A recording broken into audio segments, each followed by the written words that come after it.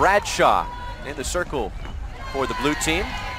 Anxious to see Bradshaw, a young lady out of Michigan, a 2024, so she's a little bit younger. In the 8th grade, she was hitting 66 on the gun. There's a lot of D1 pitchers that don't live in that territory, so you can see right now she's bringing the juice. Now she's from South Lyon, Michigan, won a state championship in high school this spring, and she was the first freshman to win Total Softball Player of the Year honors as she helped her team capture the state title. Got a Nebraska versus Michigan matchup here. You see the Nebraska gold on the jersey of Cuevas. Got a chance to play with her sister for a year in high school. Hit to center, but it hangs up for out number 1 as Keela makes the catch.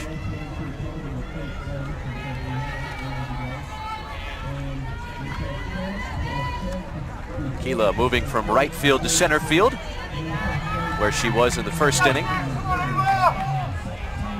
Here's Amanda Allen. We talk a lot about not having many committed players yet in this class. This is one. She's off to the SEC, going to be a Tennessee Volunteer. Pledged her commitment late in 2020. Right back to Bradshaw, and there are 2 outs. Tennessee, 42-win season, but they ran into the Cinderella that was James Madison in the Knoxville Regional. And I thought Liberty might get them. That was another one of those fantastic teams in that regional. But yeah, James Madison went all the way to Oklahoma City, made a deep run. Pretty fun to watch them go to Oklahoma City and hand losses to Oklahoma State and Oklahoma to open up the Women's College World Series. So 5 up, 5 down for the red team. And here's Malia Hardy. Well, she spreads out wide in that batter's box. She's looking to do some damage. Utilize that ground for some fours, and she'll step out, call time. She had a record-breaking season at Columbia Academy High School in Lawrenceburg, Tennessee. Set the new single-season home run record with 20. How about these video game numbers? 20 home runs, 65 RBIs, a .509 batting average this spring in high school. Broke the high school home run record set by University of Tennessee alum Shelby Burchell. Bounce towards the left side, gonna be a tough play. Oh, what a stretch. In time at first base. Nice play on both ends. Avasado, the shortstop, and Kennemer, the first baseman. And Bradshaw takes down the side in order. Off to the third, player in Central Michigan.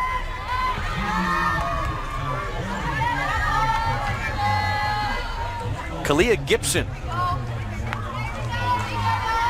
at the plate.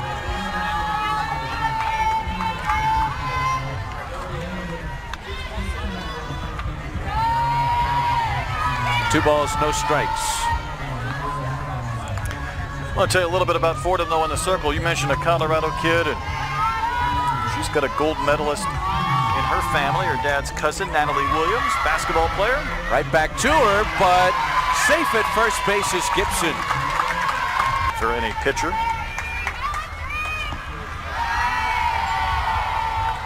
Sujin Berry. She caught the second, and she bats for a first time. From Clayton Valley Charter High School in Concord, Northern California. Uh-oh, breaking for the plate, and out at home is Essman. Now that was a gamble as the red team, after scoring 4 times in the third inning, have their first lead 4-3 over the blue team. Glad you're with us on Flow Softball. Chris Sylvester, Brett Dolan on hand. Great crowd on hand, standing room only. Got the 16U game here. Adjacent to this field, the 14U game. So maybe a chance for some coaches and fans and parents to kind of watch both. I would agree. Makes for a fun night. Anna Souls in the circle for the red team from Texas Bombers.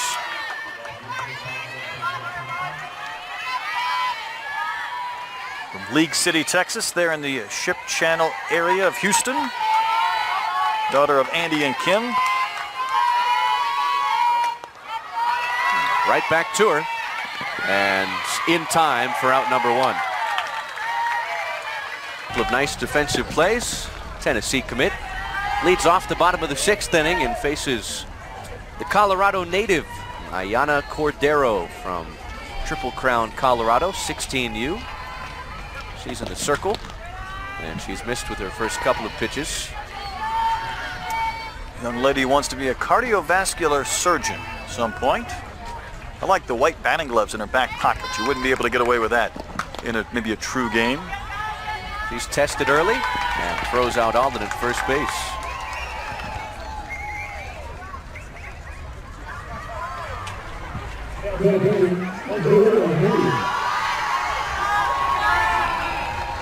One out.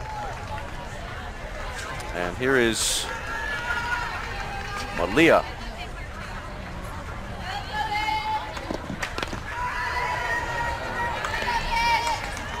Hardy, we mentioned her ridiculous high school season where she had 20 home runs to set the program record at Columbia Academy in Tennessee.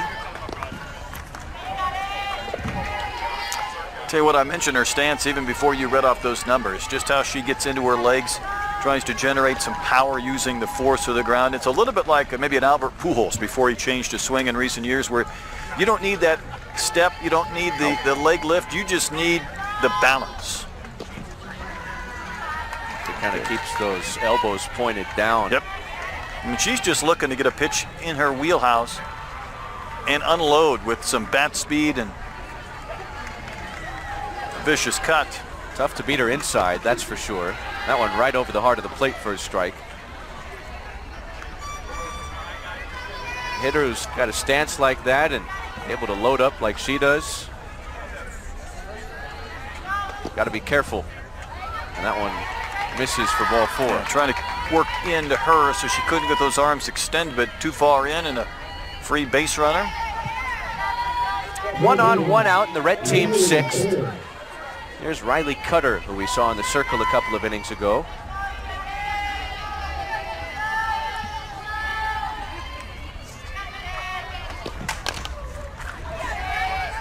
Fielded in foul territory for strike 1.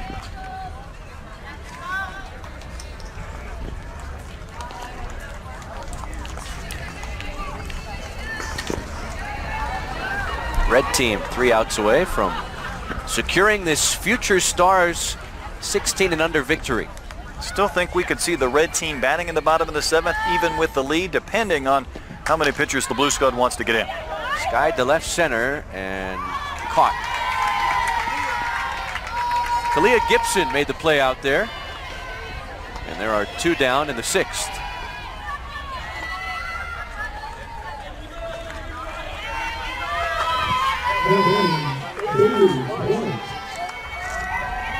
Here's Bailey Clark with the runner at first and 2 outs. First pitch swinging, a slow roller to first. And a scoreless inning for the Colorado kid, Ayana Cordero. Off to the 7th in Aurora, the red team, up 4 runs. A fan, and you were plopped down here today, you would begin to wonder how so many balls could be just out of the reach of so many players on the field. There it's between first and second. Shortstop and second baseman both converging, and it was up the middle. Flares to the outfield. If you were a pitching coach, you might lose your mind on a day like this. And it's why you tell these hitters, hey, put the ball in play. Sometimes good things happen when you're not striking out. Soo-Jin Berry represents the tying run. Ranked 16th in the Extra Elite 100. Recently played in the Triple Crown Sports International Challenge. Now trying to come up big in the Future Stars game.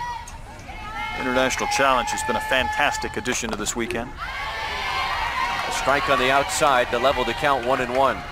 Most of those are American players that are playing for the country of their grandparents, maybe their parents, where there is heritage in the family.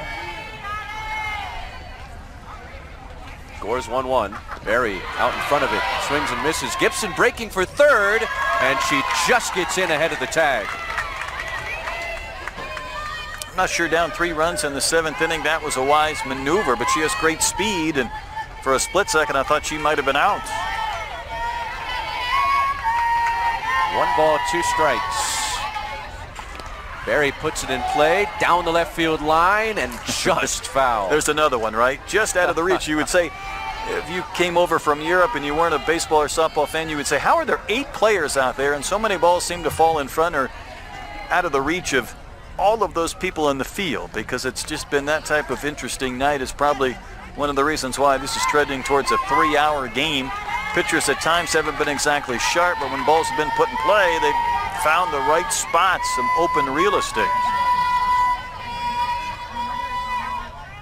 Another one to Berry, and she fights it off foul. Some defensive swings with 2 strikes.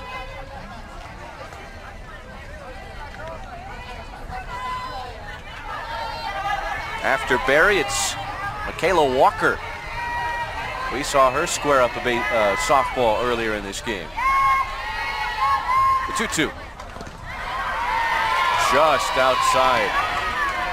Raczynski tried to bring that one over the outside edge, but it's called a ball.